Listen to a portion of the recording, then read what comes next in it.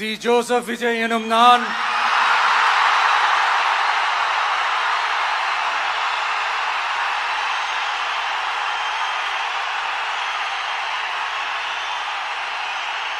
சட்டப்படி அமைக்கப்பெற்ற இந்திய அரசியல் அமைப்பின்பால் உண்மையான நம்பிக்கையும் மாறா பற்றும் கொண்டிருப்பேன் என்றும்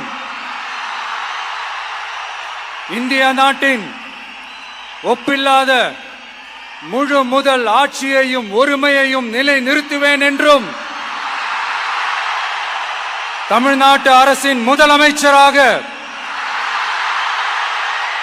உண்மையாகவும் உளச்சான்றின்படியும் என் கடமைகளை நிறைவேற்றுவேன் என்றும்